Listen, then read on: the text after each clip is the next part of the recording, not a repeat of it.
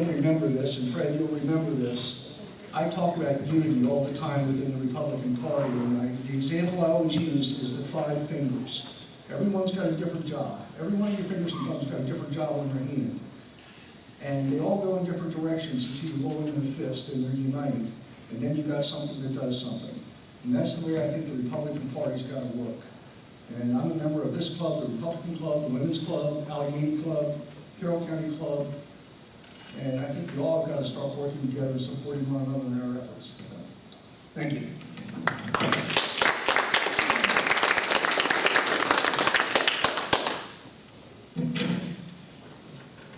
Thank you, Matt. And anybody who's Matt, he does not mess around. He puts on a nice event. All right, now I want to declare this meeting open. I love doing that. Let me start off with 2 words. Let's go, Brandon! Let's go, Brandon! Good evening, everyone. We seem to have survived the monkeypox edition of last month's meeting. Now we face a nuclear holocaust or Armageddon, according to Joe Biden. Let's pray that that does not come down to that. I have so many topics I can touch on tonight, it's hard to decide which way to go. So first off, I'm calling for a meeting of the Conservative and Republican clubs in Frederick, including the Republican Club, the Women's Republican Club, the Republican Central Committee, Patty Price's Voices for Freedom, Moms for Liberty, and the 1791 Project. Excuse me, to coordinate coverage of all polling locations, all 4 polling locations for early voting coming up in the next few weeks. We have to show a unified front rather than a bunch of individuals from numerous campaigns cramming palm cards into the voters' hands, only to end up in the trash as soon as they walk in the door to vote. Between the 7 groups, we should be able to cover the 4 polling stations for the county for the week. We have absolutely no reason why. We're planning on having a tent up at each polling location with palm cards and information at each tent for people to take that they want, not to have it shoved in their hands and just to have it discarded later on. A few days after last month's meeting, Frederick County Conservative Club lost a great friend. Many of you don't know him, but we have all benefited from his benevolence. I came to know Dr. Peter Luxinger about 3 years ago. I'm not sure if somebody sent him one of our monthly newsletters or someone told him of the work that we were doing. All I know is I answered my phone one day and this raspy, heavily accented voice started talking to me like we were old friends. Peter, he scolded me for calling him Dr. Luxinger, came to the U.S. from Zurich, Switzerland in 1955.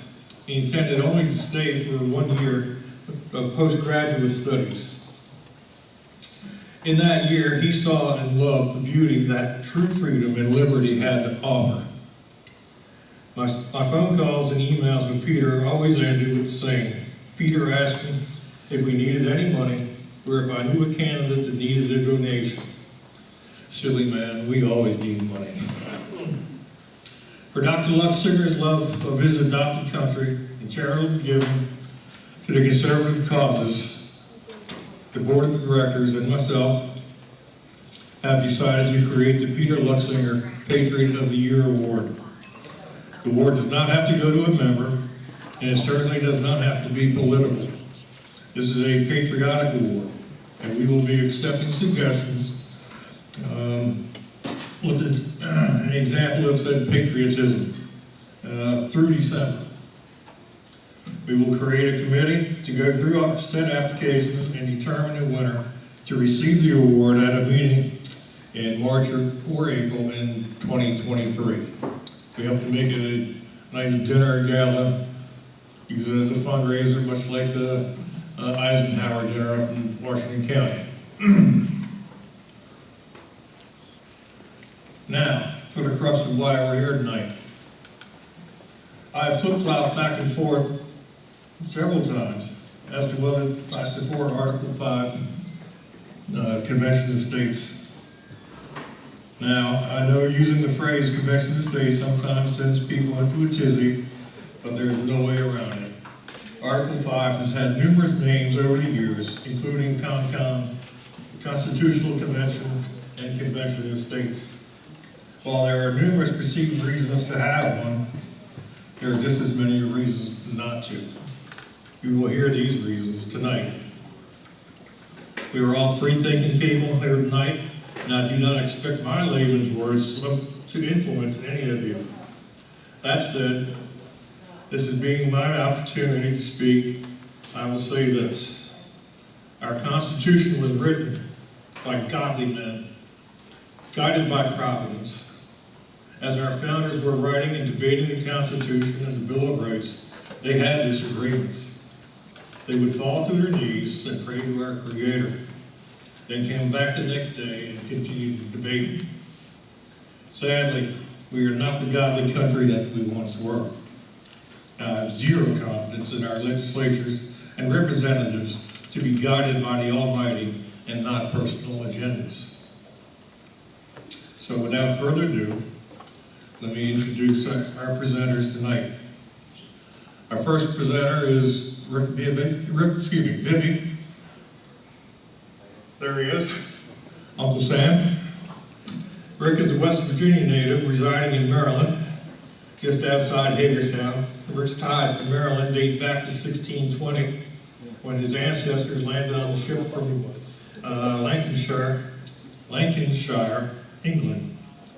Rick is an agent for a fraternal organization called Modern Woodmen of America. He has numerous philanthropic endeavors, including but not limited to Bags for Homeless and Hometown Heroes, all across Maryland. He has been married to his wife Lynn for 41 years and proud father of Lieutenant Colonel's son in the Army Reserves, and has 2 daughters. Our other presenter tonight is S. Marshall Wilson. He's a dad to 9, a husband to a valiant woman. I like the way you have that, valiant woman. A retired combat veteran, U.S. Army infantry officer, former Christian missionary in the Peruvian Amazon, and a teacher. He served as a delegate from from South Berkeley County for 2 terms, 2016-2020, and stood for election as governor of West Virginia in 2020.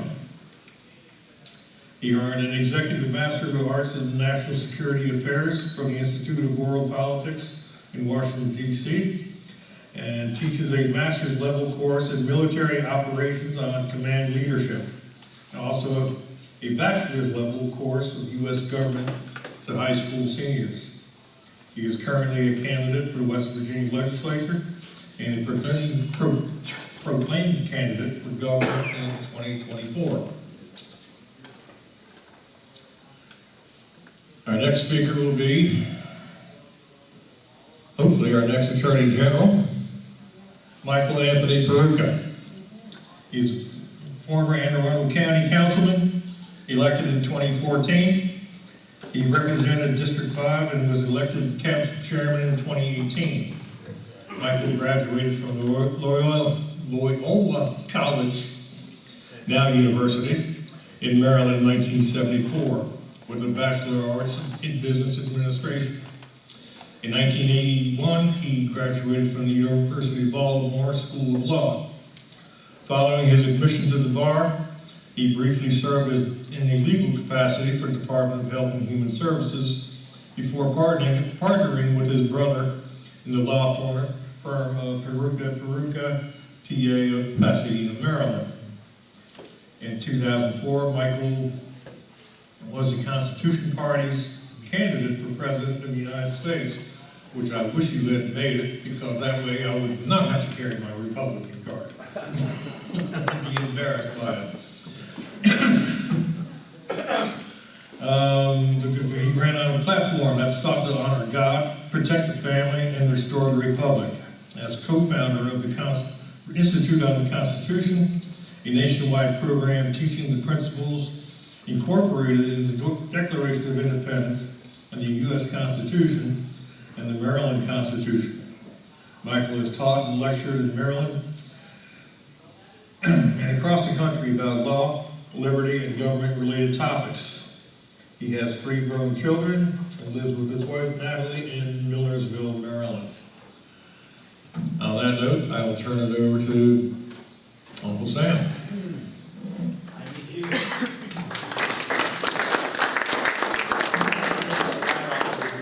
the screen just a little more visible. That should help a good bit. Okay, you want me to use my mic or yours? Check. Can you hear me okay? All right, we're going to try to do this using my mic here, and we'll have a couple videos in here too, and I'll make sure the volume doesn't tweak on too hard on us. So I have my screen up here. The whole time you've been in here, maybe a little easier seeing it now, but I have a quote here at the bottom. It says, "First there was unity, then came the Declaration of Independence. Finally, freedom arrived, but to keep that freedom, we must always have and find unity."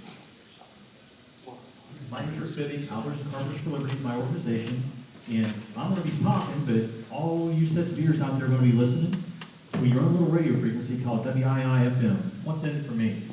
So I'm not going to begin to tell you that I'm going to change any minds here tonight, but I plan to be enthusiastically contagious here tonight and try to get you to see, some of the things I think that the average citizen needs to find and be able to use to have their voices heard through using Article 5. But first I have a question about this quote. "We pledge our lives, our fortunes, and sacred honor." Who was this pledge made to? By show of hands. Was it George Washington?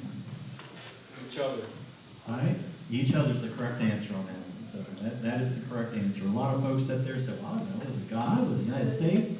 They made it to each other. When they signed that declaration, they put the biggest target on the back from the world's largest military force at that point in time. So, we have to know that. And today, if we stand up for something, we may be putting that target on our back, but we have to stand up. So, get a little more volume here.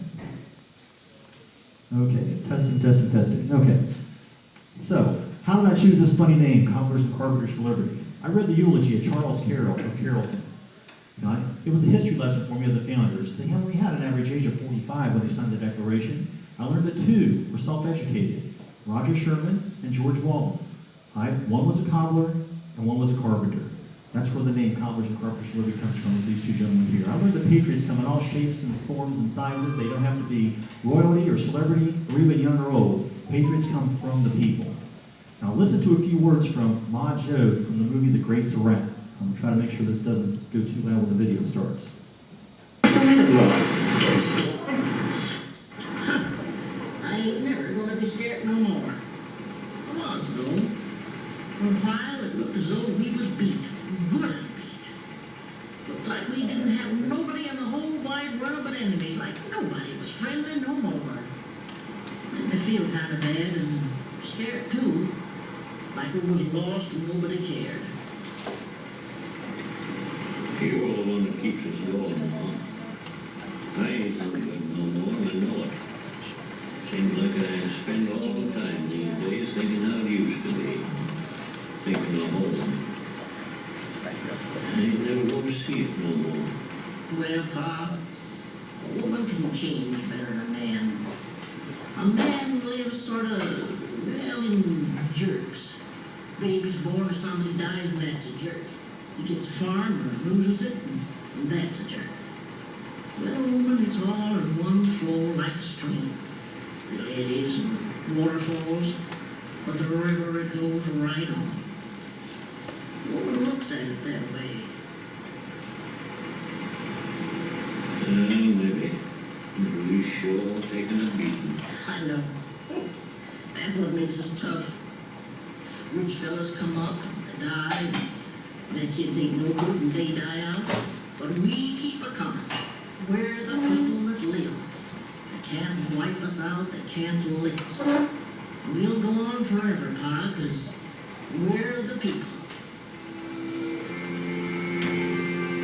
I don't know about you, but that's representative of my parents, my grandparents, and many of the other folks I grew up with in my driveway, Porter's Drive in Parkersburg, West Virginia. That kind of mentality, that salt of the earth kind of thing, and I think that that's what's wrong with a lot of America now. There's too many folks that are, they're thinking life is, you know, we have to be ruled by somebody. Somebody has to be smarter than us to tell us what to do. Well, no, we're the people. We have the power. You know, they need to remember they work for us. Now, my plan with Coppers and Carpenters is to be an independent group that isn't bound by rules of 501Cs, and free to support people and candidates and causes of my own choosing. Long-term change using Article 5 by restoring power to the states. The pandemic taught us the states have all the power, and we just have to get them to remember it. Short-term projects and activities to support election integrity, voter and candidate engagement, teaching of civics to children and our neighbors. Unity is our country, and by collaborating with other like-minded groups, we can solve our nation's problems by starting locally. I think that's the same thing Matt just said back there a minute ago, and that's my firm belief. Right? Now, why do we need Article 5? It's the only constitutional way to amend the U.S. Constitution, either by Congress doing it with Article 5 or by the states doing it. It's all Article 5 that gives us the amendments, right? And we can do that without dissolving our country and restarting all over again by simply using the instruction map that's given to us.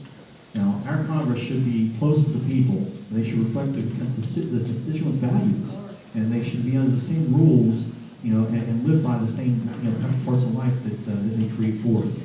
But unfortunately, they're entrenched, and they've been there for so long, and they're listening to the bureaucrats, and they're listening to the other special interests more than the people's wishes. They're going in poor, coming out rich. That's not the way it should be. They should go down and serve, and then come back home, and then live under what they created. And it doesn't matter who's in power. I mean, it's not the president that's in power that spends the money. I mean, when you look and see where the presidents are in this graph, if you look at the bottom and see who controls Congress, that national debt's going up and up and up and up and up, no matter which party is in power. But we're up to $31 trillion of national spending. That's gotta get reined in at some point. It must. The original Declaration and Constitution was approximately 7,000 words long. We now live under a Constitution that's over 1.4 million words and over 80,000 pages of regulations. We've all probably committed 3 felonies per day today, and none of us even do it because there's just so many rules out there nobody can keep up with. Now remember, Article 5 is not a new concept. It's been here since 1789, just waiting for a generation with the courage to use all of it. It's been as the last hope against tyranny so that can be enacted on us, ever so silently, buried in legislation from our own government. We're going to see some of why this has been around for a while. Through developments, government more and more escapes the control of the people. Though in townships and villages, school districts and towns, citizens still make decisions for themselves. The room for decision daily shrinks because each must be made in the context of responsibility and power lost to a distant bureaucracy. Framers of the Constitution could not foresee the exact causes that might bring about such a trend, but they knew that the potential danger existed. Only an inspired and educated citizen will provide the power to keep America from following the paths of earlier civilizations, in which the love of country, the dedication of service to the society, weakened through the love of ease and the worship of affluence. Against the possibility that ordinary and customary processes of self-government might weaken or be found ineffective, or later laws and interpretations of original constitutional intent might conflict with the mass convictions of Americans, the founders provided a final and decisive means of reformation and restoration by the people themselves. Through their state legislatures and without regard to the federal government, the people can demand and participate in constitutional conventions, in which they can, through their own action, adopt such amendments as will reverse any trends they see as fatal to true representative government. I do not here refer to any amendment presently proposed or under consideration by the several states. Moreover, constitutional amendment is not to be lightly undertaken.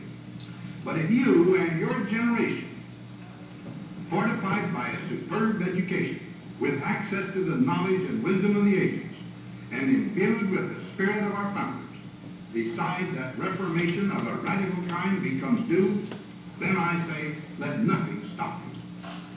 study, examine, survey, think, consider, and decide, and then by all means act. May you be a generation that a half-century hence can proudly say, we maintained and furthered the American experiment born in 1776 and confirmed in 1789. We made certain that in our time, freedom's flag would be more firmly nailed to the masthead of self-government. In short, we helped the nation to march on in faithful dedication to her own ideals to fulfillment of her destiny. Godspeed. And we are definitely at that 50 years plus that he was talking about right now. So I was born in 1958, and that's about the time I was born. So we're at that generation. If we're going to take our power back, we should be doing it now. Now the modern text of Article 5, if you look at the business cards I laid on the table there, Article 5 is on the back of all those cards.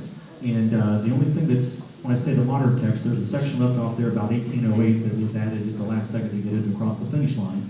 And I exclude that because after 1808 it wasn't needed anymore. But it says that Congress can, whenever 2/3 of both houses shall deem it necessary, shall make proposed amendments to the Constitution. And there is one two-letter word there, or, that on the application of legislators from 2/3 of several states shall call a convention proposing amendments, which in either case shall be valid for all intents and purposes as part of this Constitution. When ratified by the legislators in 3/4 of the several states or by conventions in 3/4 thereof. That's one of the other methods can be proposed by Congress. So it says Congress can make amendments and has to be ratified by the states, or the states can propose amendments, but it still has to be ratified by the states. So we need to use Article 5 for exactly the purpose the founders envisioned, to call the Article 5 Convention to propose amendments that limit the power of the federal government, not to take away the people's rights, but to re-empower the sovereignty of the states. That's what it's all about. And step 1, it starts with the people. Citizens ask state legislators to sponsor and support Article 5 by signing petitions and direct contact. Step 2, states act in their House and Senate. The state legislator will sponsor an Article 5 resolution and files it in each house of the House and the Senate of his or her state legislator. Article 5 resolution must pass out of committee and then onto the floor for votes in both chambers, but the governor's signature is not required on a resolution of that nature.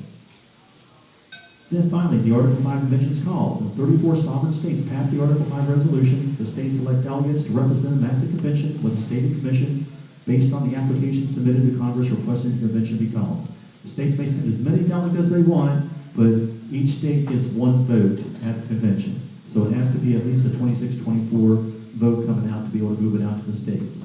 The only role the U.S. Congress has is to name the time, date, and place of the convention and determine ratification will be by state legislator or state convention. It's the only role they have in this. Finally, we're at the convention. Delegates will propose, they'll debate, they'll deliberate the language of the amendments. Proposed amendments outside the agenda will not be taken up and considered to be out of order. Proposed amendments are then voted on and must pass by a majority vote of at least 26-24 to come out. To use this historical framework and instruction guide on how this convention will be ran, there have been 32 multi-state conventions held before 1789 and over 200 state constitutional conventions in the years since with plenipotentiary powers. Proposed amendments passed by a majority of the state delegates are sent for ratification to the 50 states, of which, they must have a majority of 38 states to be able to say it's going to be approved.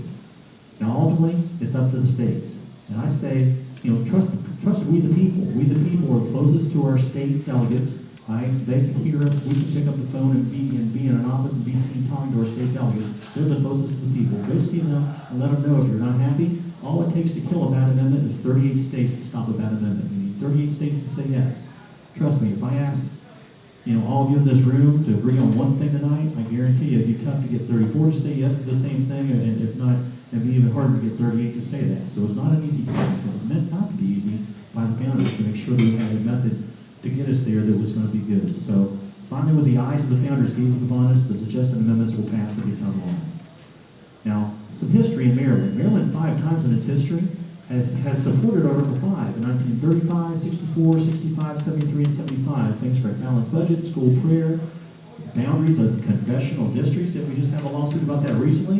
And the tax-empowered U.S. government. So Maryland has been on board 5 times in the past. But in 2017, under Larry Hogan, they rescinded all prior resolutions, rescinded them, saying that The caveat was the need to advance these policy reforms should be debated anew and not bind future generations without any consideration. So there in my mind lies the premise that we should be debating and not just hiding it and saying, no, we're not going to do it, we need to be debating it. Now, also, the John Birch Society was a supporter of Article 5 back when they were championing the 1944 Liberty Amendments by Willis Stone and wanted to eliminate income taxes. But they turned against it after it building momentum, and by the 1980s, they were against anything Article 5. And they were against things like right to life, school prayer, I mean, a whole lot of things. So that unity I'm talking about, we've got to find that amongst all these folks that call themselves Republicans, conservatives, and believing in the country. We have to find some way to keep the conversation going. Now, one group, one party, or one state can save America. We're all in this together. Synergies of different groups working together will make all these goals reachable. We all share common goals, desired outcomes, and Article 5 is the only plan that has a firm spot already in the Constitution that ordinary people can easily use. Yes, there are going to be other battles at the state, at the county, precinct levels where we're trying to elect better people and enact common sense laws, but even more rewards are possible if we work on a combined effort. I use the analogy of 1 + 1 = 3. It's not what you do, it's not what I do, it's when we do it together that we truly can change the world. And unity, I mean, we have support by party of 75% of Republicans supported Article 5 convention, 55% of Democrats, and 62% of independents. So we know the majority supports it, but we have to get to that 2/3 and then 3/4 to be able to get it to be ratified. Now, my goal in speaking here tonight was to help you find a way to let your inner patriot emerge and do the right thing for our country. Bottom line, a patriot must have a heart for the cause and a mind to be instructed to follow through to the bitter end on the mission of saving our country. Let's listen for a moment to Jimmy Stewart from Mr. Smith Goes to Washington. I think this will talk a little bit. Get up there with that lady that's at the top of this Capitol building, that lady that stands for liberty. Take a look at this country through her eyes if you really want to see something. And you won't just see scenery. You'll see the whole parade of what man has carved out for himself after centuries of fighting. And fighting for something better than just jungle. So he can stand on his own 2 feet, free and decent, like he was created, no matter what his race, color, or creed.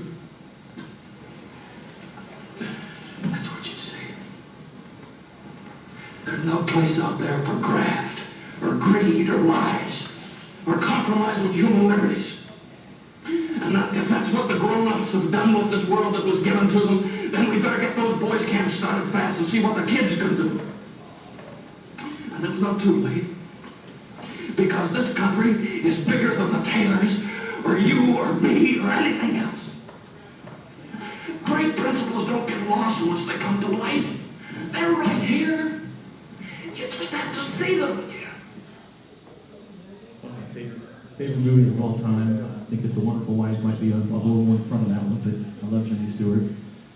Now, choose an Article 5 platform to work with. There's the U.S. term limits has one out there that they're progressing. Friends of Article 5 has another movement trying to count all past resolutions in total. Convention of States Action already has 19 of the 34 states needed to call convention of states. And there have been others. There's even Wolfpack on the left trying to work on the Citizens United. So, guys, Article 5 convention is coming. So it's going to happen. So it takes unity and an open mind so we can get instructed on what our common plan is going to be and work to solve the problem now and not keep kicking the can down the road and expecting Congress to go do it for us. Because how's that working for us? I don't think they've done a good job with that in my lifetime, and I don't think they're going to just up and change over the next election. So you can also get some other resources by the Article 5 Information Center.com or the Article5Library.org. You can find some interesting stuff. And there's even one up here at the Chicago EDU, and it's the Federalist Papers are there. And I was reading that about the building. And Roger Sherman, the guy we talked about at the beginning, I named my college program after, there was a point when they were trying to build Article 5 that they all got frustrated, and he says, fine, let's just do away with it. Just kick it out of the Constitution. They took a vote. 2 people said, yes, let's kick it out. 8 said no. 1 was divided. Ultimately, they left it in. Worked on it a little bit more, and then it passed unanimously without debate because they all knew tyranny would someday come from our own government, and we'd have to have a way to fix it, and Article 5 is the way we do that. That's the end of my presentation. Thank you, and we'll turn it over to Mr. Michael. Thank you, Rick. Yeah, we can have Marshall come up, and Michael.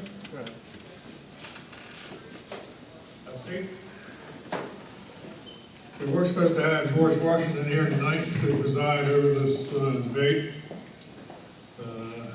Unfortunately, he got called out of town to his B&B that got trashed. Airbnb, excuse me. So he's in Mexico right now.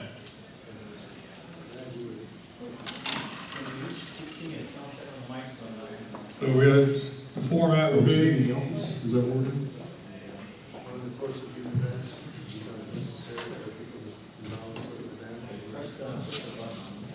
Tell you what.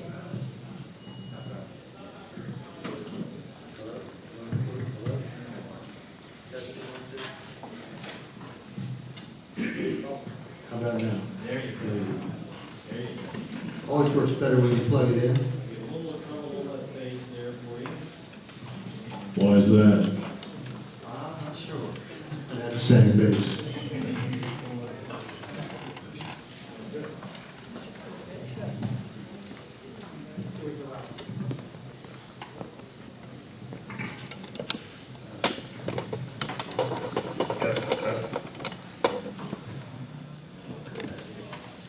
I'll surrender a mic.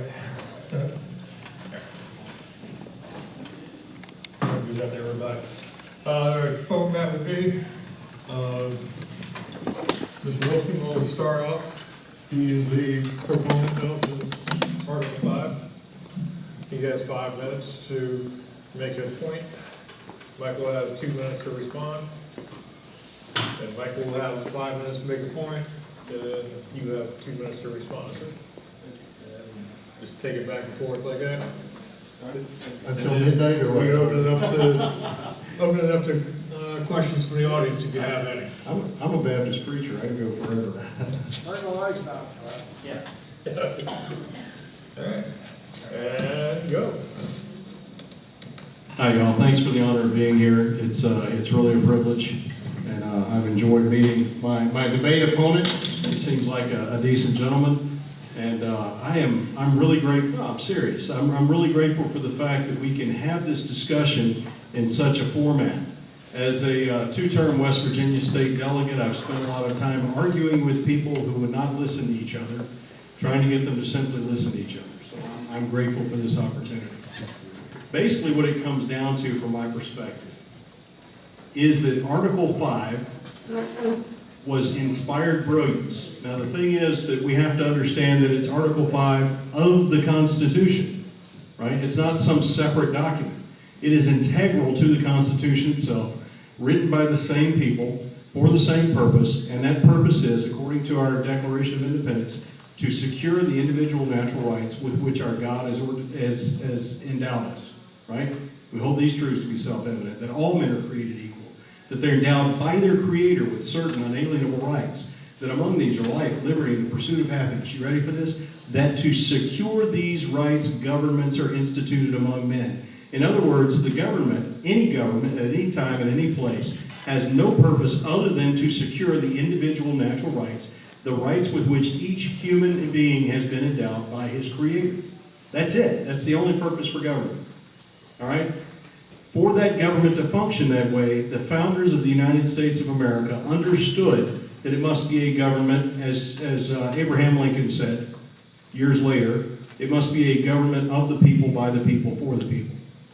Which means it's our government. We founded it. We, the people, in order to form a more perfect union, establish justice, ensure domestic tranquility, provide for the common defense, promote the general welfare, secure the blessings of liberty to ourselves and to our posterity, do ordain and establish this Constitution for the United States of America. We, the people, established the Constitution.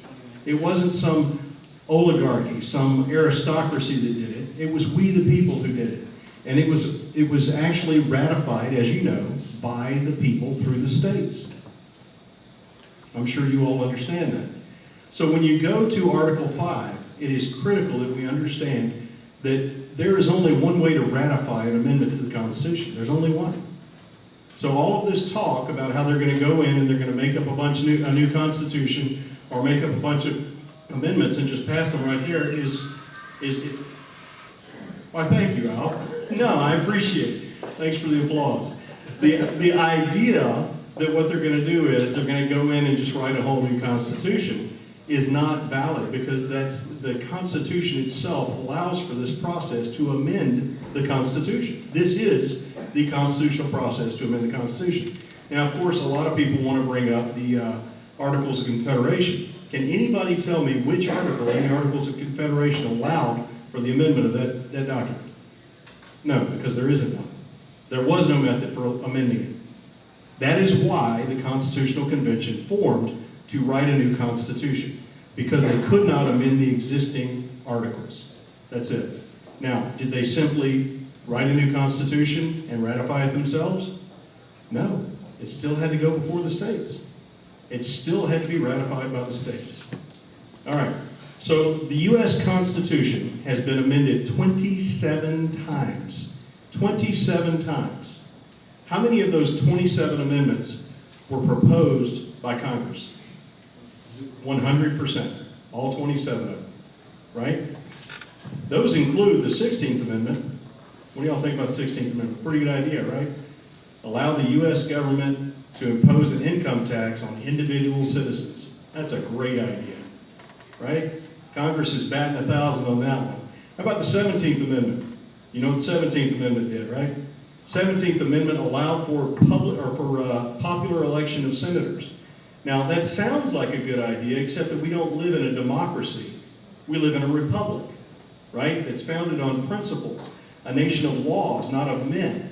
So the thing is, if we have a democracy where everybody is directly elected by the people, what we're actually doing is, it's just a popularity contest. What's wrong with that? Why do the states exist? Each state exists as an individual sovereign entity to serve the people of that state to secure their individual natural rights with which they are endowed by God. Does that sound fair? Okay. So if what you do is you deprive the states of their representation in Congress, they have no authority in the federal government, and they are no longer sovereign entities. The progressives at the beginning of the 20th century understood this, and that's why they pushed for this amendment. All of this is about the progressives, all of these two particular amendments, and all that we have seen since then, the degradation of the protections for our individual liberties and our natural rights, has been all about the progressives' intent to install a technocracy. And what Woodrow Wilson, 1887, as a professor at Princeton University, actually wrote a paper called The Study of Administration, in which he proposed doing away with constitutional governance and instead imposing a government of experts. When's the last time y'all heard somebody say, listen to the experts? That's the philosophy they're following. That is the philosophy they're following. What they're saying literally is, we are doing away with the experiment of government of the people, by the people, for the people, and instead are imposing a government of experts we choose. What is that called? Thank you, sir.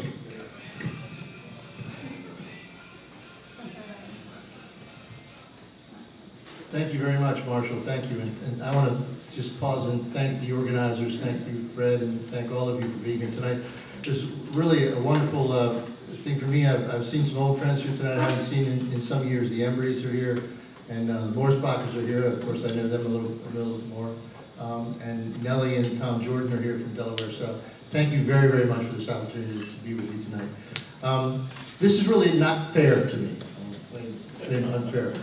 Because much of the premise, in fact, probably the entire premise that we're here to discuss, which is what you call the degradation of the Republic, almost from the beginning of its inception. There were efforts to ruin it, to degrade it, to turn it into a tyrannical, centralized power, which is exactly what our founders figured. They feared what they would have called a consolidation of power. That has been steadily apace. And that is something that I've spent my entire adult life working against and teaching against, etc. So, what I say, this is unfair. To put me on the side of that seems to be that I'm in favor of that, I would have cried foul right away. That's not, but I'm happy to take this position. I'm really here, I see my role here as to agree with you that something needs to change. but to maybe perhaps raise some cautions about how that's going to happen and how that's going to proceed. Because I do believe that there's some very, very cautionary things to watch out for. I think probably the nut of what we're going to talk about, I don't want to stay within my 2 minutes here, but the nut of what we're probably going to be debating here is this idea that it can be limited. The idea that it must be limited and can't take on a methodology of actually rewriting or undoing the Constitution. George Washington, in his farewell address in 1797, said, "If in the opinion of the people the distribution or modifications of the constitutional powers be in any particular wrong, let it be corrected by an amendment in the way that the Constitution designates. But let there be no change by usurpation," which is what courts have been doing, or through this, and also what has occurred because of aggrandizement of power without constitutional basis. He said, "But let there be no change by usurpation, for though this, in one instance, may be the instrument of good, it is the customary weapon by which free governments are destroyed." So in other words, there's always a good reason to break the rules. There's always, don't you see we have a financial crisis? Don't you see we have a health emergency? Don't you see we have a war? Don't you see we need to break the rules here because of this exigency, this emergency we have? No, that's not. So this discussion, I applaud and I thank you for the opportunity to be part of this, because this is taking into consideration what George Washington said and working through, well, okay, then how do we do it? So, thank you. So, you're in your 5 minutes. So I can go now. Okay. So with respect to the concerns, let me list just put on the table here what I consider to be probably the major concerns that we would have, that I think we should have about a constitutional convention. You mentioned that the Constitution has been amended 27 times, all by the congressional method, none by the convention method, right? So we've never done it that way, but clearly our founders were concerned that, as George Washington said, that the powers of the modifications of the distribution of the power may be in some particular wrong and need something to happen. I don't think that's so much of our situation today, as we live in an age when there's a movement that's actually infiltrated our government, that's designed to ruin not only our government but our way of life. And while I'm thinking of it, let me just say that I think one of the reasons that we hear this drumbeat for war, that I think you might have talked about, Fred, in your remarks, this drumbeat for war, is that losing a war, if the United States lost a war somehow, that would be a methodology of getting rid of the Constitution. The Constitution stands in the way. It stands in the way of this progressive global one world government movement that we see plenty of evidence of today. The Constitution stands in the way of that in a way that is very, very profound. They can't just get rid of it. They try ignoring it. This is the Constitution of Maryland I hold in my hand. Every attorney, there are 2 law schools in Maryland. Everybody that graduates from those law schools, Marshall, takes an oath to this document. But neither of those schools have had a course of study in this document for at least 50 years. Really? That sounds crazy. It is crazy. It is crazy. But neither law school has a course of study in the Maryland Constitution. And everybody takes an oath before God that they're going to protect and defend it. They've never read it. Article 40, we've gone through 2.5 years of lockdowns and mandates and violations of our right to assemble, our right to worship. We've gone through all this for the last 2.5 years, and none of it was lawful. All of it absolutely violated this document, but who knew? Well, the lawyers didn't know. If you went to your lawyer because your business was closed or limited to 50% or whatever, and you wanted to bring a suit, your lawyer didn't know this document. He was not, unless he somehow took a course at the Institute of the Constitution, because that's the only place I know that it's systematically studied. So, Article 44 of the Maryland Declaration of Rights, which is the Maryland equivalent of the U.S. Bill of Rights. Here's the U.S. Constitution. But Article 44 says this. It says, the provisions of the Constitution of the United States and of this state, being Maryland, apply as well in times of war as in times of peace. And no violation thereof or deviation therefrom based on a plea of necessity or any other plea is valid. Let me just say that again. Provisions of all of the right, all of the Bill of Rights, all of your freedom of speech, of assembly, of petition, of your freedom of religious expression, all of those things are protected by it says the provisions of the Constitution of the United States and of this state apply as well in times of war as in times of peace, and no violation thereof or deviation therefrom based on a plea of necessity like a pandemic or a plandemic or any other plea is valid. So all of this, in other words, there's no COVID-19 exception to the Bill of Rights. There's no emergency exception. There's no exception to the Bill of Rights, right? And this idea that, well, don't you see we have this emergency, we're going to set this aside. My 5 minutes is up. 10 seconds. Okay. This attempt to denigrate and remove the Constitution is very, very profound, and we've been infiltrated, and agents and agencies of our government are bent on doing this. So we'll get into more details later, my next time I can speak, but this is an absolute call for caution. I agree with the call for caution. I'm sorry, go ahead and pause, please. Gentleman deserves it. Deeply interrupt. I absolutely believe in the call for caution. I recognize the danger. I spent 20 years in the infantry, and I'll tell you what, the senior officers of our U.S. military are not on your side. The senior level officers. Now, there are a lot of them in between that are absolutely on your side, but the senior level officers, when it gets to the point where you have to be selected by politicians, they are not on your side. I guarantee that. Having served 20 years, like I said. Now, I would like to note, or I would like to state clearly and emphatically that I disagree with the assertion that this is a different method of amending the Constitution. Article 5 very clearly states that the only method for amending the Constitution is when the states vote to ratify the proposed amendment. That's the only way to amend the Constitution. There are two different methods in Article 5 for proposing amendments. All right, so if we decide here that individual members of this body can propose amendments to the Constitution or the Charter of this body, and that it has to be ratified by a 3/4 vote of the entire body, or that the officers of this body can propose amendments to the Charter of this body, and that it must be ratified by a 3/4 vote of the entire body. The only difference is the way it was proposed, not the way it was ratified. The actual effective method, the effective methodology is the 3/4 vote of the states, the state legislatures. That's it. There is no difference. It's only a difference of proposing, who gets to propose. And frankly, if the U.S. Congress is responsible for proposing amendments, how likely do you think it is that they will propose amendments that will limit their power, their scope, or their reach?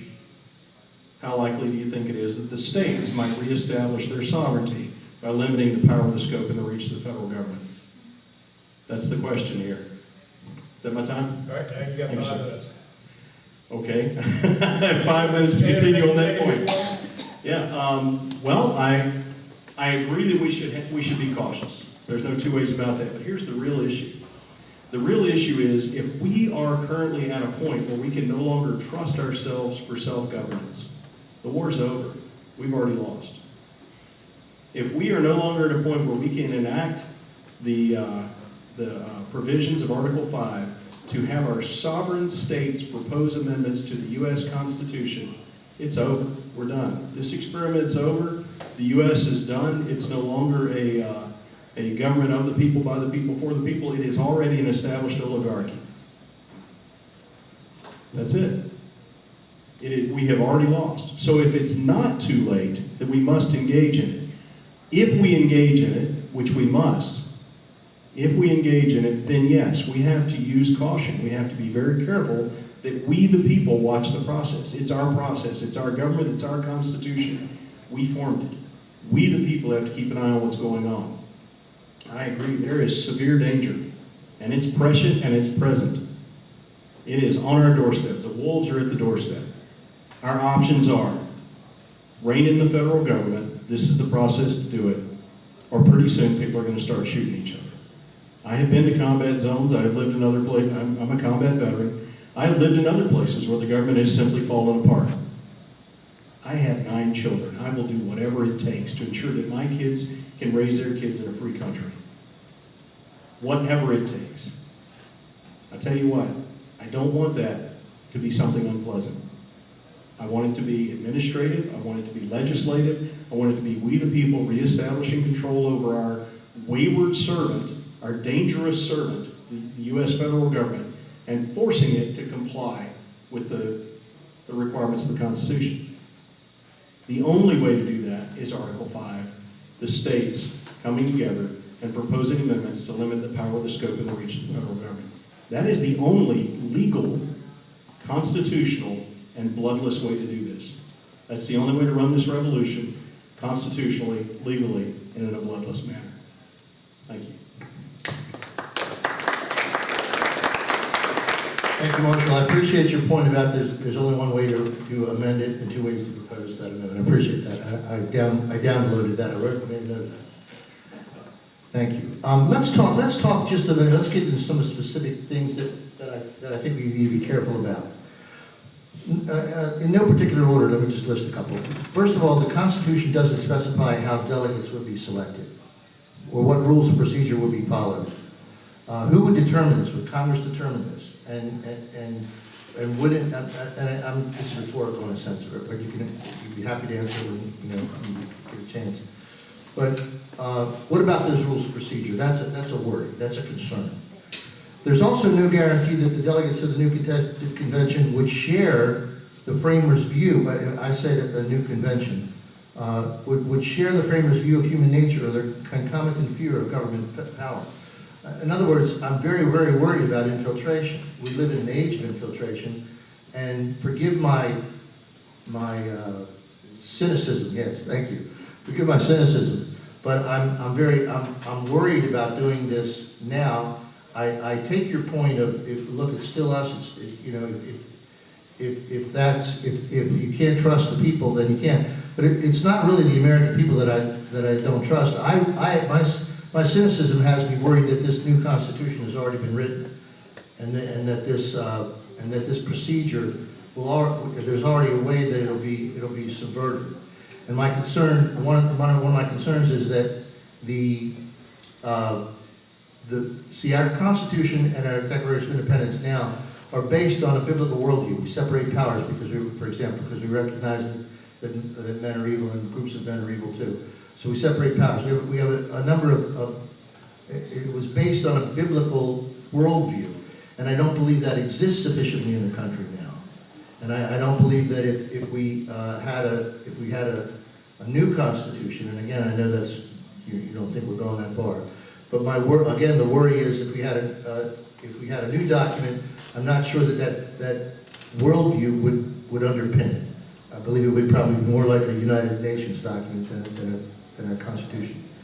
I'd like to know that some assurances that the convention could be limited to a single amendment. Now, I know you believe or single or specific amendments rather than. James Madison in 1788 said, "Having witnessed the difficulties and dangers experienced by the first convention, which assembled under every propitious circumstances, I should tremble for the result of the second." And I think you've already alluded to the fact that when they went to the Articles of Confederation were perpetual, and they were, but they could be amended, and that's what the delegates were meeting in Pennsylvania, in Philadelphia, to do. But they didn't stick to their charter, mostly because of the Virginians. I'm sure you probably know that history. Even the Western Virginians are very okay. Again, Madison. So the one time in history that we did this, they didn't follow their charter. So we're 1 for 1, we're 100% of failure to follow the charter that the people sent them there to do. So that, again, is something that needs to be proceeded with caution. That's probably enough for there. So, yeah, well, it would probably be helpful for you to go ahead and Yes, sir. That is the critical concern. It really is. The answer to that is twofold. First of all, whatever is proposed still has to be ratified by the states. Otherwise, whatever they're doing is unconstitutional and it will devolve into war. If we keep doing what we're doing, it will devolve into war. If we do nothing, and we allow things to continue on the course they're on right now, this will devolve into war. That's all there is to it.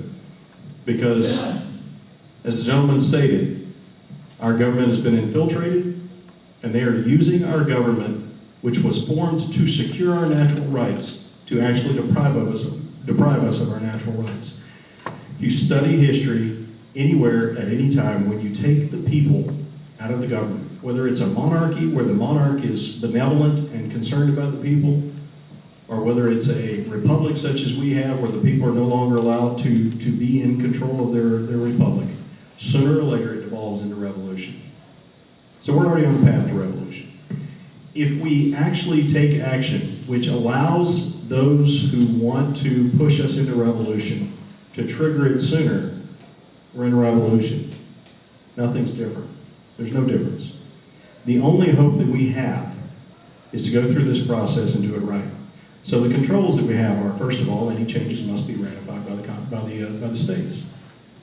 Secondly, I recognize that the U.S. Constitution, when the Constitutional Convention met, they actually went outside their charter. They went outside their charter because they realized that they could not do the job the people had sent them to do, the states had sent them to do, without doing that. And then they immediately went to the people, you've read the Federalist Papers, they went to the people and tried to convince the people and the states, the state legislatures, of the necessity of taking the action they proposed, which was writing a new constitution.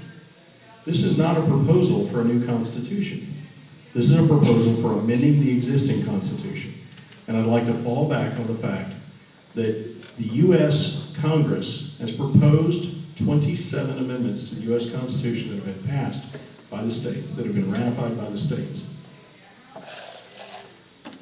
If we are so concerned that we, the people, through our state representatives, are going to propose and pass amendments to the U.S. Constitution that destroy this nation, why are we not concerned about the Congress passing or proposing amendments that will be ratified by the states, that will destroy the U.S. Constitution? Seriously, this entire question comes down to one issue. Do you trust those goons to amend the Constitution to secure your natural rights, or do you trust yourselves?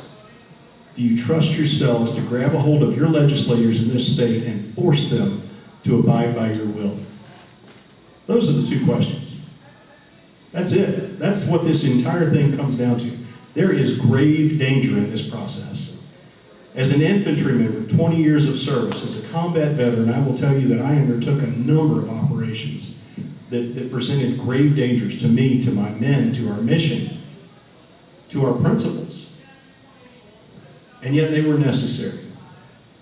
They were necessary to accomplish the job.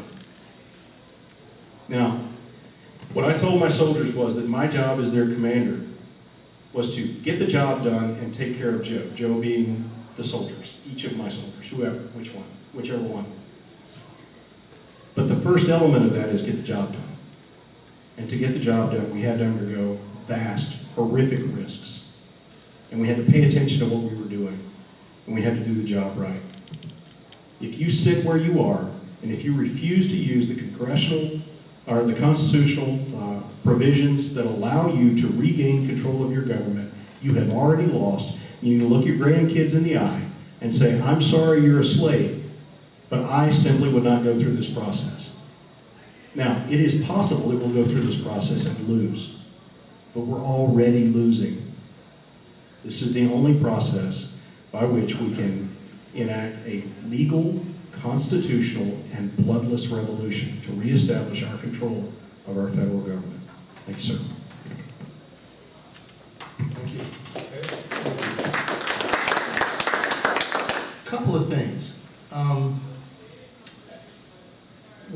say that, do we trust ourselves? Well, there are a couple of premises that I think are kind of embedded, and you'll tell me if I'm wrong.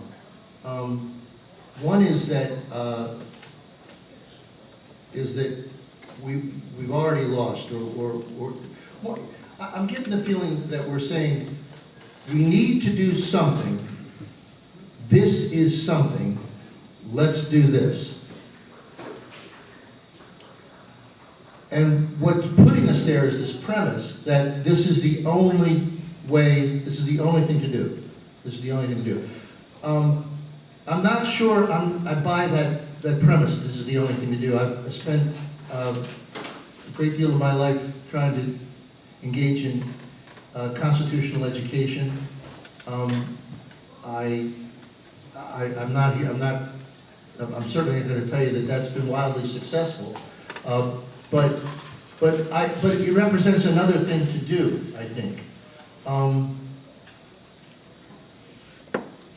The idea that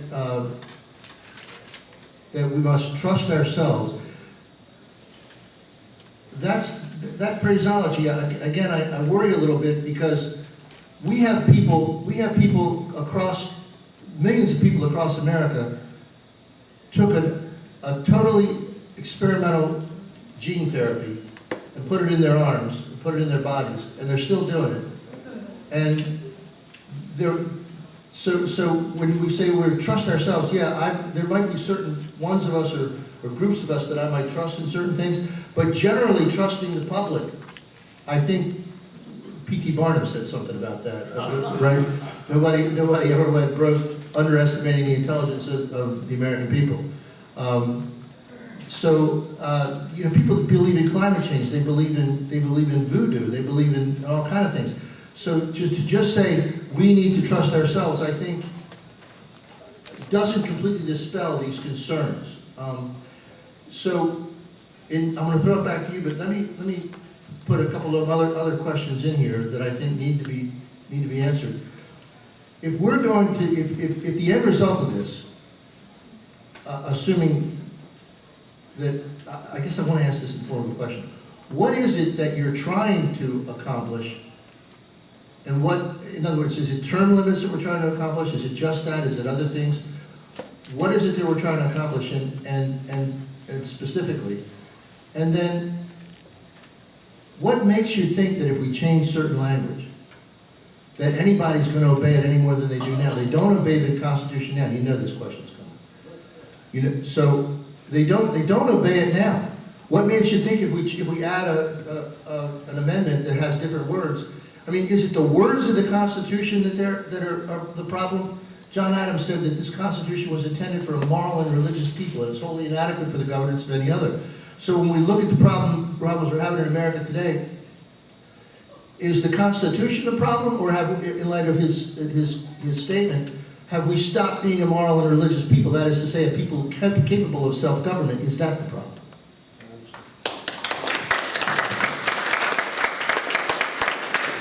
Again, critical questions here. And because it is we the people, the issue is always we the people. Who's in charge around here? We the people.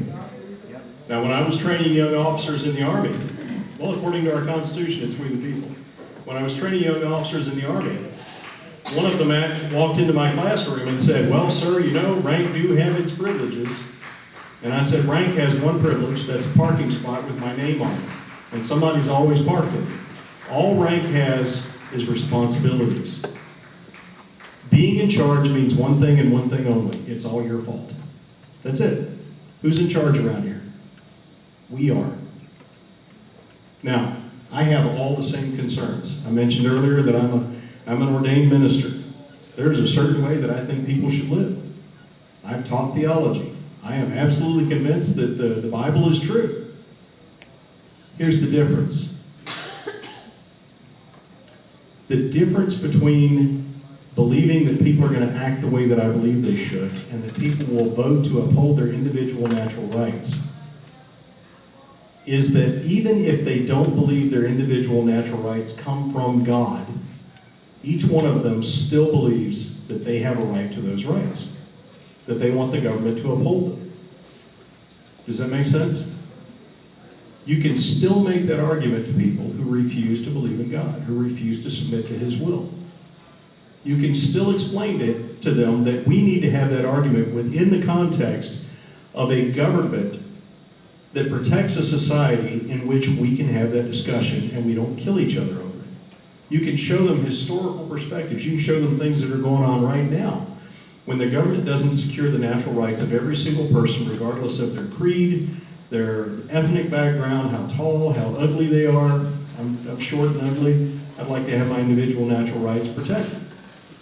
They will understand, or we will devolve into war, which we're already devolving into.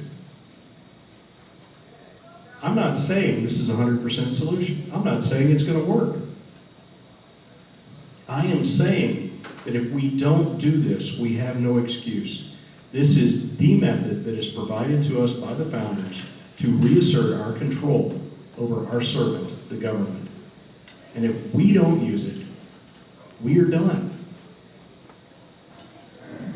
I agree. Serious concerns about the moral fiber of this country. But that's not the only question here. The question is, how much time do we have to reinstill moral fiber in our country before we take action to get our government off our back? How much time, how much effort, how much money do we have to get that message out in such a way that everybody will buy it, or at least enough of a majority to make the changes we need made? Or do we use the process that is included in the Constitution to compel our government to behave the way it's supposed to, while we continue to work inside our society to teach them the truth about who we are and how we were made and why these rights have to be protected? You can't take a one-pronged attack. It's got to be both. You've got to attack both on a governmental level and on a societal level. We've got to stop conflating our society with our nation, with our government. Those are three separate entities. Now, if we were not a schizophrenic nation, those three would look very much the same. But our nation has lost its mind. And the thing is that we have got to rein in the dangerous animal that is threatening our children and grandchildren while we work on training our folks, while we work on providing education, while we work on modeling for them what sane, rational, good governance looks like. But we can't wait. The amount of time it's going to take to educate, to inform, to train the American people to once again stand up for their natural rights, by the time that happens, we've already lost. Frankly, I'm concerned that we have already lost. But we have to take action. And give me 2 more seconds, please. Have I got 2 more? Okay. I want to be very clear about this. It's not that I'm saying, well, something has to be done, and this is something. That's not what I'm doing at all. Once again, I'm an infantry officer. I was an operational planner. What I've done is I've analyzed the situation. My master's is in national security with a focus on how free societies devolve into totalitarianism. I focused my studies on that with the hope that I could figure out where the decision points were in that process so we could turn some of them around, so we could knock some of the supports out from under the opposition to our natural rights. This right here is critical to this process. It's not the only part of the process, but it is critical. Thank you, sir. Thank you. Thank you very much. I want to just, maybe we can go back and forth a little more directly, if that's okay. If that's okay with you, and it's okay with you. Because I'd like to just have your responses, your thoughts about some specific questions. One is, how does the change in wording compel our government to act the way that we want them to do? How do you envision that? Again, one of the questions I asked was, what makes you think that just changing the words is going to have this effect that we're wanting to have? What is it? You used the word, you said we need to use this to compel them to rein them in. Okay, how does that happen? Yes, sir. Yes, sir, I understand the question. So if they're already ignoring the Constitution, how does changing the Constitution change anything? If they're already ignoring the Constitution to the point that we have no capacity to hold them accountable to it, we've already lost. So let's go ahead and set that aside for a moment. changing the Constitution to the point of kicking people out of office after they've served 2 terms would absolutely change the way that our government functions. Term limits, that's one issue. If you are not allowed to serve in an office for your entire life, your entire adult life, then you cannot build up the structure that allows you to impede the actual process of government. I've sat in the West Virginia House of Delegates for 2 terms. I walked in as a brand new freshman delegate, and I was told repeatedly, your job is to sit down, shut up, and do what the speaker tells you to do until he decides to let you do something else.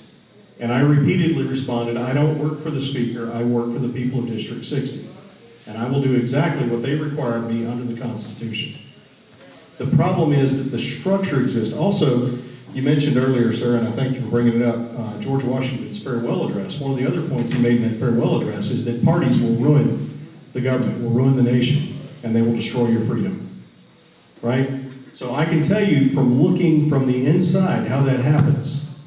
If you belong to the party, you have to toe the line or you don't get diplomacy. I know you already know this. You already know this.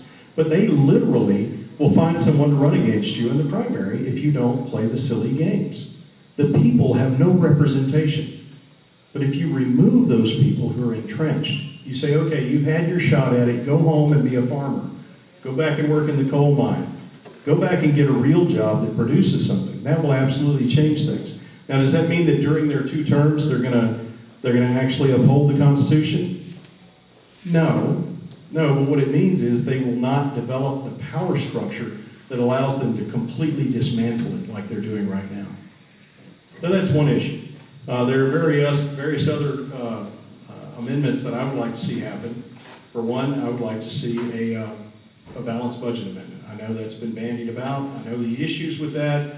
If you have a balanced budget amendment, well, that just means they're going to jack up the tax rate so that they can afford whatever budget they produce. I understand. That's an issue. I also believe that there should be that the 16th Amendment should be rescinded. There should be no income tax. That is amoral, and it is completely against the philosophy upon which the Constitution is founded. So if you take away their money, you starve the beast, that will absolutely change the way things operate. So, no, I don't believe that if we change a little bit of wording here and there, we're going to make these clowns in D.C. or even in our state capitals behave the way we want them to. What we have to do is take away their opportunity and their power to misuse the authority that we've delegated to them to secure our natural rights and misuse it to do other things. Thank you, sir. Let me agree with you. I'm sorry. Thank you very much. Let me agree with you and for a little bit and then disagree with you for a little bit. Now I forgot what I was going to agree with you on. Let me just go ahead this way. Give me a second here. All right, let me go to the disagreement. I'll remember in a second. I've heard it said that you can't conquer a Christian people because they'll see it coming. So if you want to conquer a Christian people, you have to de-Christianize them. You have to, and then they will have conquered themselves at that point, probably. But so here's where you said that people will want their natural rights. I think you said people, even in the worst situation, people will want, and that will be a natural way that they will gravitate. Right? I beg to disagree, and I know you're a minister, but I'm going to suggest that would be true with respect to a Christian people with a Christian worldview, but I'm not sure it's true for what I'm just going to classify as a pagan worldview, which is, I just mean non-biblical. In a pagan worldview, I think many people want to be slaves. They gravitate toward being slaves. And what happens is kind of a perversion of the idea that we're slaves to Christ, and slaves to righteousness, and we just become slaves to men because we reject the truth of God's Word. So I think that we were a Christian people at the time of the founding, and actually for 150 years leading up to the time of the founding. I mean, the Declaration of Independence and the Constitution didn't just fall over the left field wall at Fenway Park one day in 1776. Right? It has a history, and it was a result of the building and the spreading of a Christian worldview, much by pastors who had a great influence over the culture at the time. So all of that was the result of the liberties that the bank account of liberty that we still have to some extent is based on that experience and that understanding, that worldview. That was how they saw things. That was the grid or the superstructure against which they made all decisions, was a biblical worldview. We don't have that now. Operative in the culture now, we have people who don't believe in creation, and they believe in evolution rather than creation, etc. So I'm not sure that I'm going to agree. All of this comes down to, I'm not sure that I'm going to agree that we have to do this thing now. Here's what I was going to agree with. I would have probably at one point in my life said to you, look, we don't need term limits because every election is a term limit. That's what, okay. And I've come to view my thought about that as very simplistic. I don't think that's accurate. I don't think that anymore. I think that term limits would probably be a very, very necessary and good thing. So I'm very much in favor of term limits. I think it makes sense for a lot of, and what it does, it takes some of the sting out of false elections and corrupt elections. Okay, so that's where I'm going to agree. But again, I'm worried that this culture I'm not sure I'm going to agree that there's this natural aspect out there that you claim. I think that you're claiming that people want to champion their rights. I don't think generally they do. So that's my disagreement in my agreement. All right. Well, I agree with that, so far as it goes. First thing I'd like to say is that when you're in a situation where the wolf is at the door, and you have the intestinal fortitude to fight off the wolf, you can either lie down on the floor and let the wolf eat you, or you can go out and engage the wolf and perhaps overcome it and perhaps be eaten. Those are your options. I agree. We may lack the intestinal fortitude. We may lack the moral courage to do what needs to be done here. But the fact is that we are at the point where we must find it. We must engage. Now, about people not wanting to champion their rights. Now, I agree they don't want to champion it, but they certainly do want to provide it to them. Now, what they want is a corrupt version of it. Our rights are life, liberty, and the pursuit of happiness. Included in the pursuit of happiness, if you read the philosophers, is the right to private property and the disposal of it, right? Now, of course, what most people want is they want to have property. They just want your property that you earned. They want to hand it to them by thugs from the government who come in to take it from you at the point of a gun and then hand it to them. But the fact is, C.S. Lewis talks about this, I believe it's in Mere Christianity. He talks about the fact that even those who claim that there are no morals, that there is nothing right, all that sort of thing, if you put them in the position of losing what they believe to be their right, they will fight against it. And the way this works out, he actually describes a situation in which, I can't remember exactly how it goes, but basically the idea is, if you say that everyone has a right to private property, and they say, no, you don't, and then you show up at their door and you try to take their private property away, they'll get upset by that. Of course they will. And they're right to get upset about it. They'll say, oh, wait, don't do that. That upsets me. Well, why would it upset you if there's nothing wrong with it? I think that's what I mean still lives in people. Now, don't get me wrong. I believe it's very corrupt. I think it's very weak. But the fact of the matter is that we have to find the will to fight off these wolves. They will eat us. They will destroy our children. They will destroy our grandchildren. And the first method of shaping the battlefield to prepare us for future political operations to win this political war, I'm talking about a political battlefield, is to take away their power and opportunity to do the things to us that they're doing. It's not the end. It's not the panacea. We need to continue to engage, and there's a lot more work to be done. There's work to be done in the culture. There's work to be done in the nation. There's work to be done in the society. There's work to be done in the legal systems, in the states, in the federal government.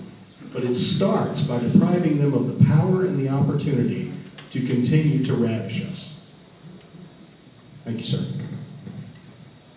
Thank you, Fred. I don't really have any other profound statements. Thank you very much. Appreciate you talking about it. Should we entertain thoughts from the floor? And I've used all the words I know, and I've got kids at home right now. May I take a quick break and run down the hall? Sure. I'll be right back. Absolutely. Anybody have questions?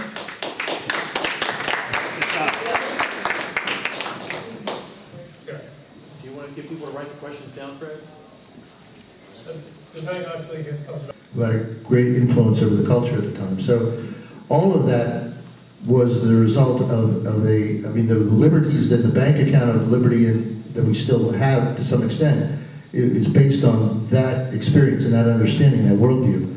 That was how they saw things. That was the grid or the superstructure against which they made all decisions, was a biblical worldview. We don't have that now. Operative in the culture now, we have people who don't believe in creation and they believe in evolution rather than creation, etc. So I'm not sure that I'm going to agree. All of this comes down to I'm not sure that I'm going to agree that we have to do this thing now. Here's what I was going to agree with. I would have probably at one point in my life said to you, look, we don't need term limits because every election is a term limit. That's what, okay. And I've come to view my thought about that as very simplistic. I don't think that's accurate. I don't think that anymore. I think that term limits would probably be a very, very necessary and good thing. So I'm very much in favor of term limits. I think it makes sense for a lot of, and what it does, it takes some of the sting out of false elections and corrupt elections. Okay, so that's where I'm going to agree. But again, I'm worried that this culture I'm not sure I'm going to agree that there's this natural aspect out there that you claim. I think that you're claiming that people want to champion their rights. I don't think generally they do. So that's my disagreement and my agreement. All right. Well, I agree with that. So far as it goes. First thing I'd like to say is that when you're in a situation where the wolf is at the door and you have the intestinal fortitude to fight off the wolf, you can either lie down on the floor and let the wolf eat you, or you can go out and engage the wolf and perhaps overcome it and perhaps be eaten.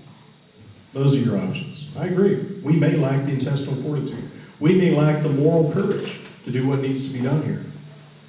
But the fact is that we are at the point where we must find it. We must engage. Now, about people not wanting to champion their rights. Now, I agree they don't want to champion them, but they certainly do want to provide it to them. Now, what they want is a corrupt version of it. Our rights are life, liberty, and the pursuit of happiness. Included in the pursuit of happiness, if you read the philosophers, is the right to private property and the disposal of it, right? Now, of course, what most people want is they want to have property. They just want your property that you earned. They want to hand it to them by thugs from the government who come in to take it from you at the point of a gun and then hand it to them. But the fact is, C.S. Lewis talks about this. I believe it's in Mere Christianity. He talks about the fact that even those who claim that there are no morals, that there is nothing right, all that sort of thing, if you put them in the position of losing what they believe to be their right, they will fight against it. And the way this works out, he actually describes a situation in which, I can't remember exactly how it goes, but basically the idea is, if you say that everyone has a right to private property, and they say, no, you don't, and then you show up at their door and you try to take their private property away, they'll get upset by that. Of course they will. And they're right to get upset about it. They'll say, oh, wait, don't do that. That upsets me. Well, why would it upset you if there's nothing wrong with it? I think that's what I mean still lives in people. Now, don't get me wrong. I believe it's very corrupt. I think it's very weak. But the fact of the matter is that we have to find the will to fight off these wolves. They will eat us. They will destroy our children. They will destroy our grandchildren. And the first method of shaping the battlefield to prepare us for future political operations to win this political war, I'm talking about a political battlefield, is to take away their power and opportunity to do the things to us that they're doing. It's not the end, it's not the panacea. We need to continue to engage, and there's a lot more work to be done. There's work to be done in the culture. There's work to be done in the nation. There's work to be done in the society. There's work to be done in the legal systems, in the states, in the federal government.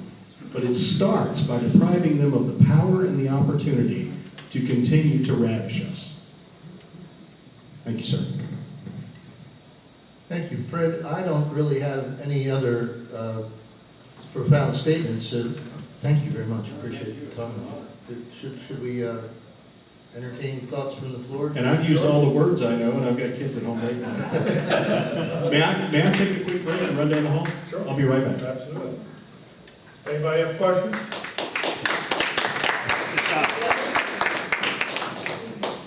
Okay. Do you want to get people to write the questions down, Fred? Just hang on until he comes back.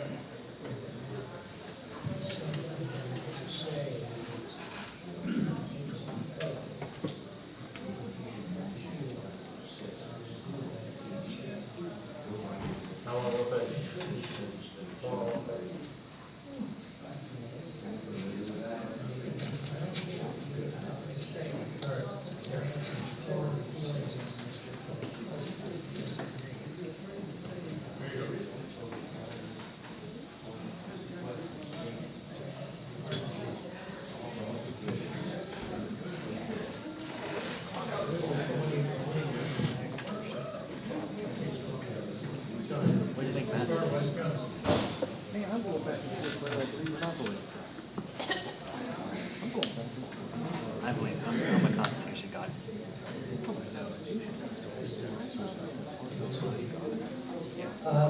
I asked to speak because I think I have something to contribute. Here he goes. This was a marvelous discussion with many facets and many things covered, and I'm in great admiration of both these viewpoints.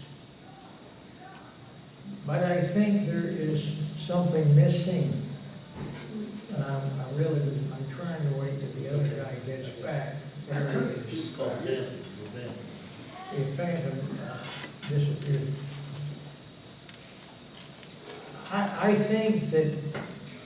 I think that both you guys are too nice.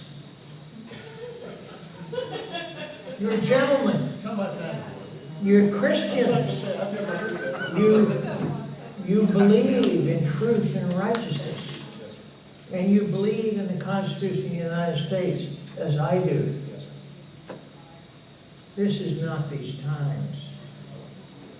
Here's the thing I want to contribute. We have people that have been, I'm speaking not from my feelings or what, I'm speaking from facts that I know from litigating that is still covered up. There are facts who, since the year 2000, want to kill you and him and all of us. Now, we can't play nicely in the sandbox. They're out to kill you and your children and all of us. Now, what you said is exactly right. We don't have time to screw around. We must solve this problem. We must do it without, we don't have to do it without a war. There's been wars. We got to do it without exterminating the whole human race.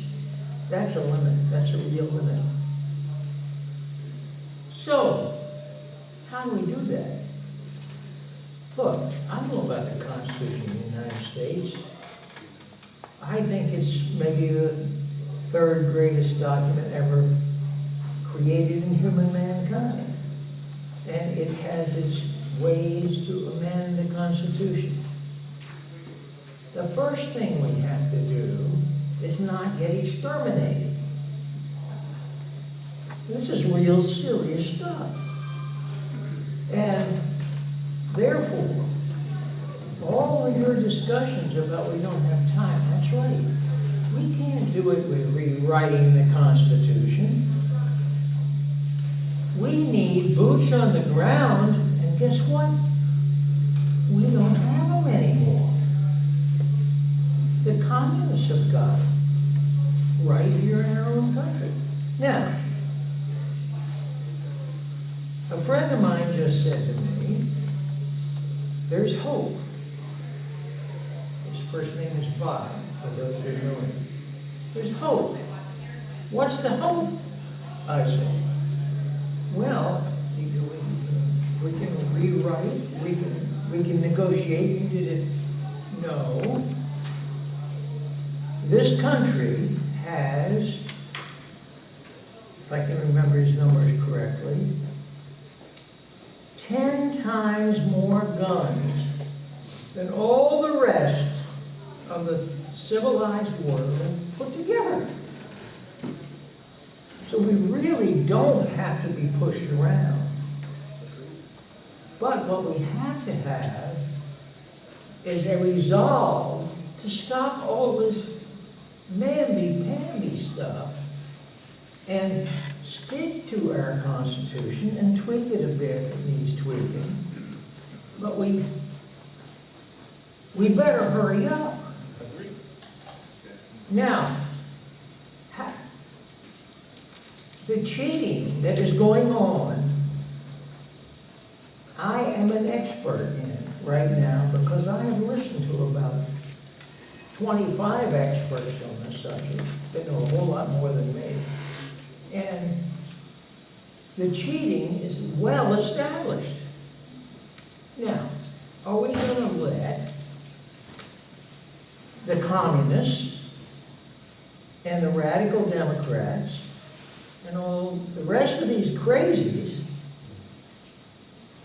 kill your children and your grandchildren or not? I mean, this is real simple stuff. Now, am I advocating a war? No. But I have a brother who I love.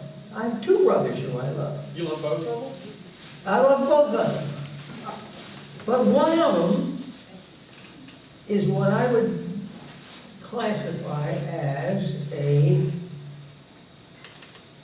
conservative Democrat. And he's a good guy. He's a conservative. He could be in this club. Until about 2 weeks ago, he didn't believe what I was telling him. These people don't believe you. They don't understand the depth of the devastation and theft that has already happened.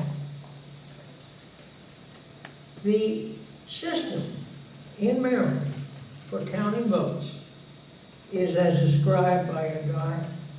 Let me just divert a bit so you think I know what I'm talking about. I'm not a lawyer. I'm an auditor. I design computer systems. I know about database systems. I said to an associate today,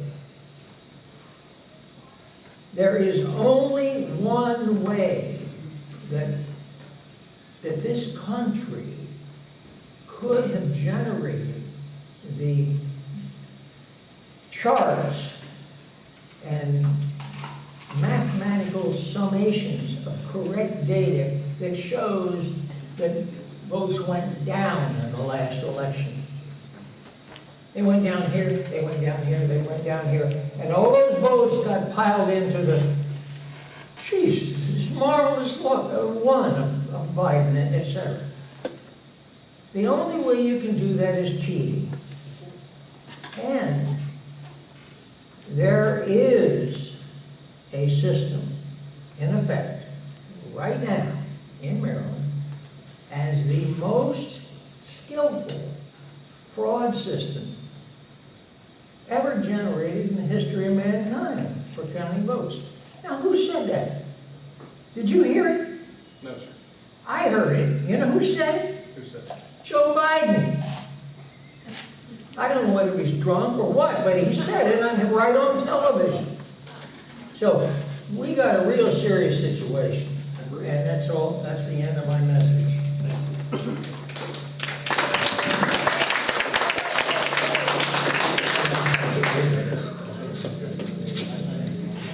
Thank you.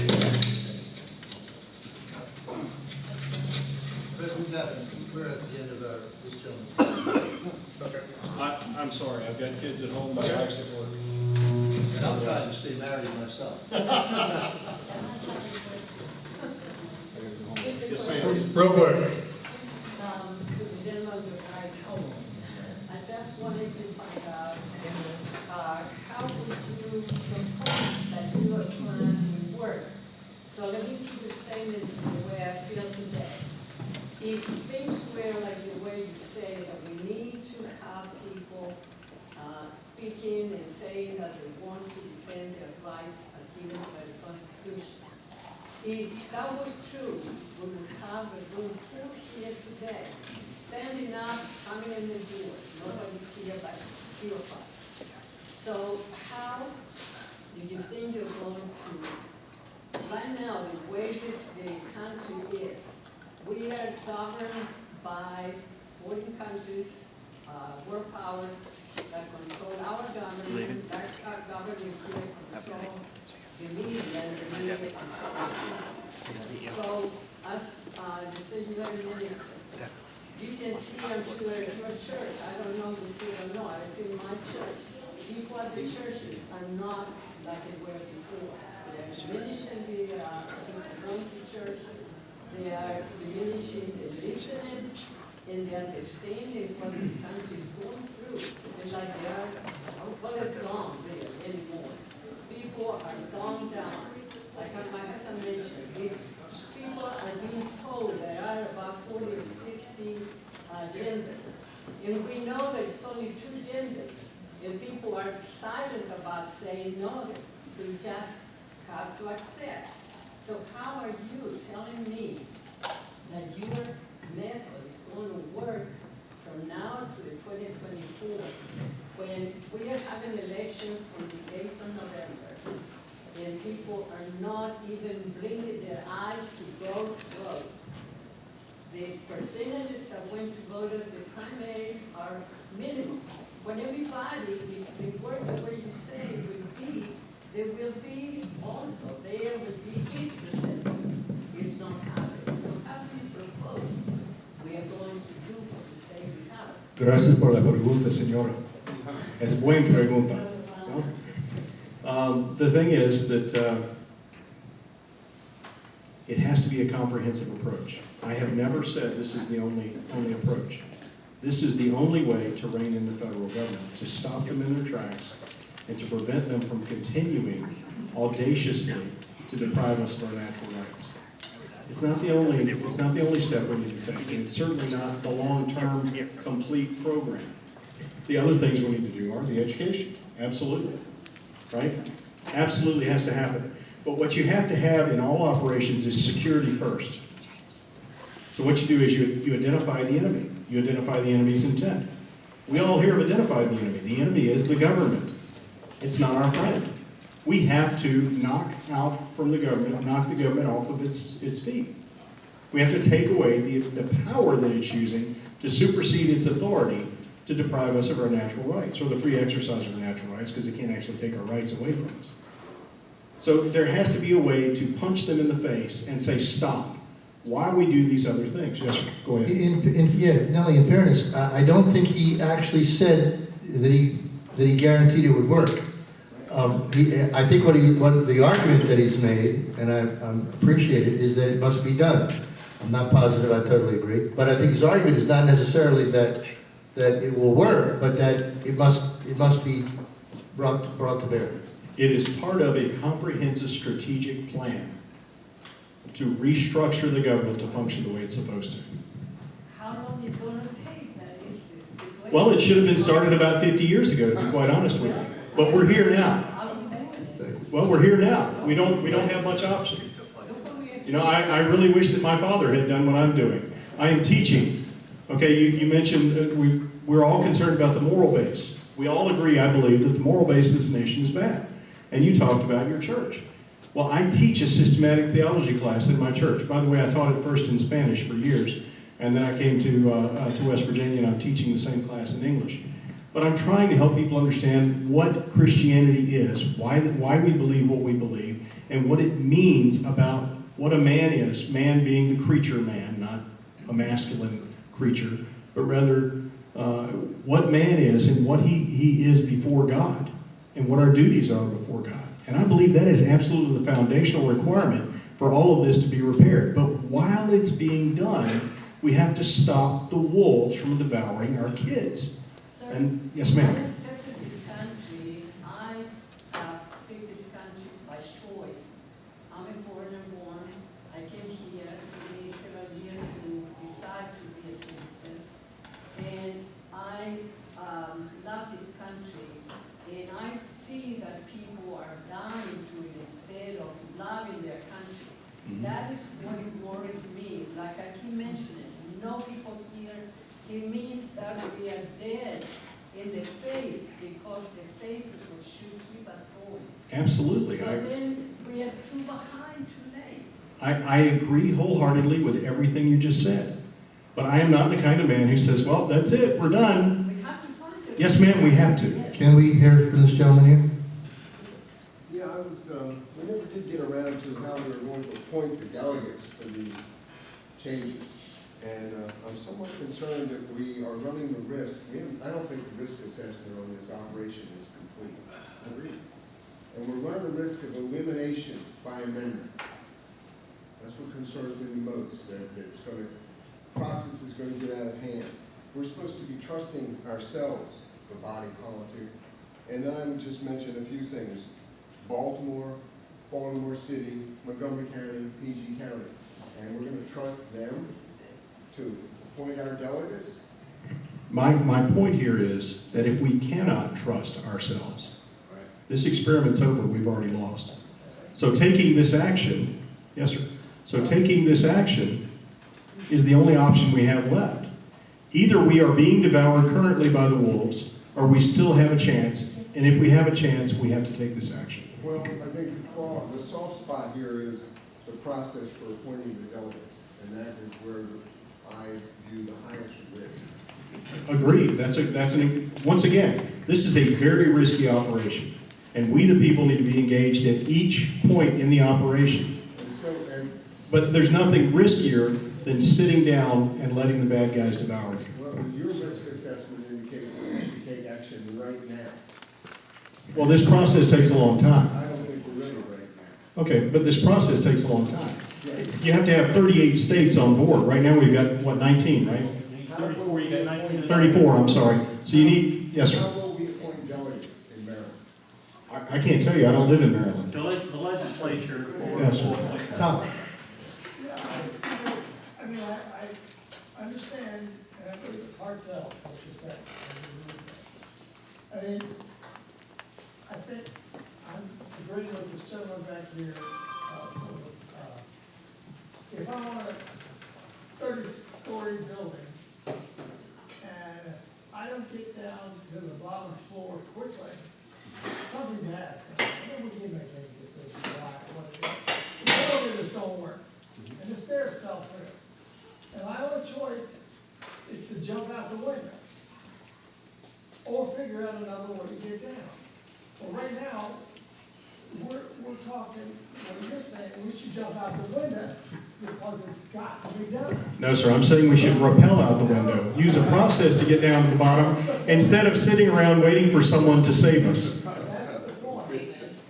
In all your talk, in my opinion, and I have utmost respect for what you're saying, but in my opinion, what your argument is here, if you don't do it, doomsday. Or any part of that you want to talk about. What I'm saying is we're slouching toward Gomorrah. Doomsday is on the horizon. If we don't do this, the thing I haven't heard is how. Are we gonna, if you go, like you said, we're going to get out to 30 or we got do we have a hang line? Do we have we got to know how we're get off that third. Absolutely, absolutely. That process has to be developed. Necessity is the mother of invention. I agree. The thing is, we need 34 states signed up before this process can ever take place. We have 19. While we are figuring out what the process should be be going ahead and signing up more states. And my wife just mentioned, Yes, sir. you look around, what do you have here? This room should have been filled. Well, but God has all the people here that he wants in the room, and he doesn't let anybody in that's not here. Dave Marsberger has something incredibly intelligent to say. Well, first of all, as a military man, Normandy was a risk, and I'm glad we took it. And I think we are at the point in our country where we have to take the shore. We have to do something. One thing that wasn't talked about here was states' rights. In the current Constitution right now, states have the power, if they're willing to do it, to take back our power. Absolutely. So why do we have to do this as opposed to working with the states to take back the power? Okay, once again, this is not the only thing that I think needs to happen. So it is not an either or, only this, or we're all dead. What I'm saying is this is a component of a comprehensive strategic plan, but is a critical component.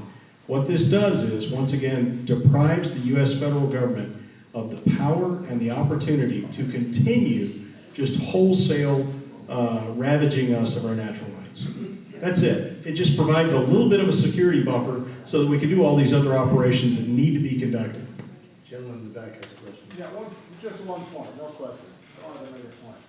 I think the only thing we have left to do, because we lost already, when you take a look at the communists, I mean, look at the legislature in Maryland.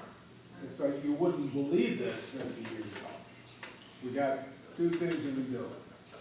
Try to change from the bottom up, which we're trying to do here in Frederick County, and then keep working on the 34 states.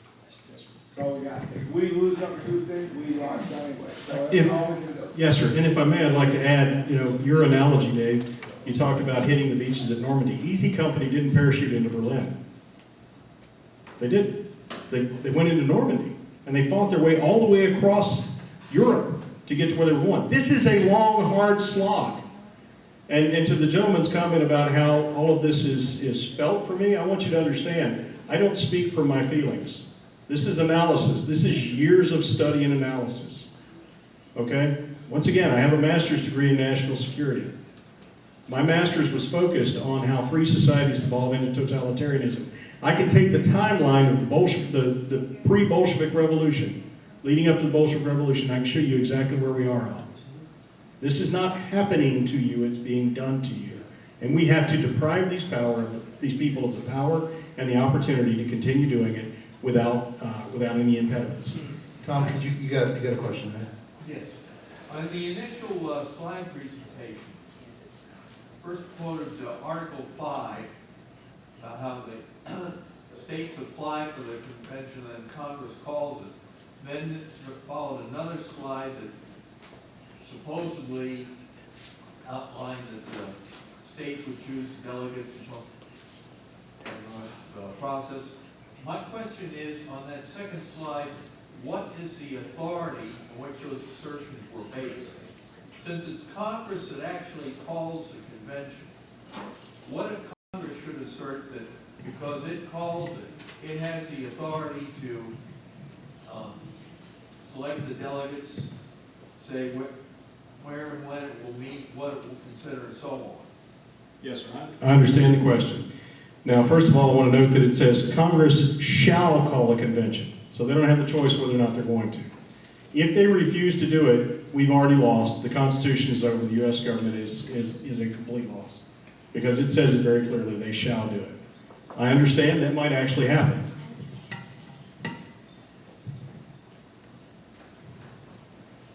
Once again, we still have to ratify any proposed amendments. And again, if they refuse to do that, if they simply impose it, we now live in an oligarchy. There is no United States of America. There are no states. There is simply the central government, the central oligarchy, and it's time to go to war. Well, I think you misunderstood my question. Yes, sir. I'm not saying Congress might refuse to call the convention.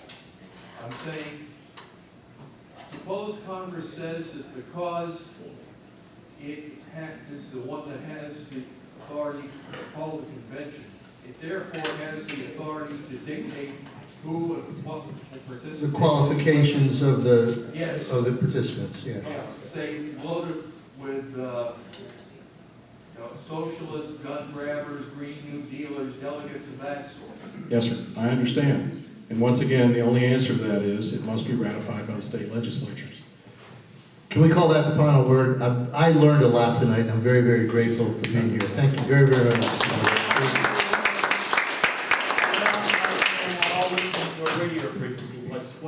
What's in it for me? WIIFM. And obviously around the table, each one of you has something that's your hot button. This beard is my answer to my COVID protest.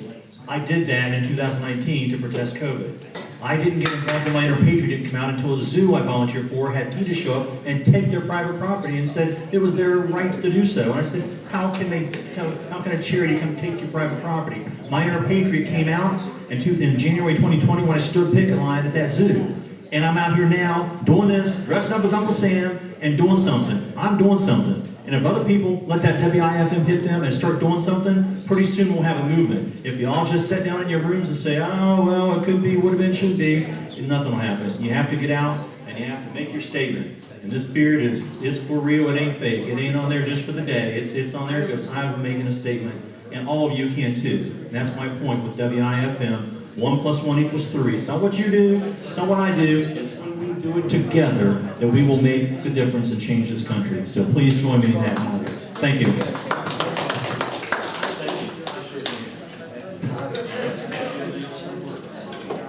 All right, folks, that wraps it up for us tonight. Please remember, get out there and vote. And do not forget to vote for Michael Peroutka for Attorney General, please. We need this man. That happens.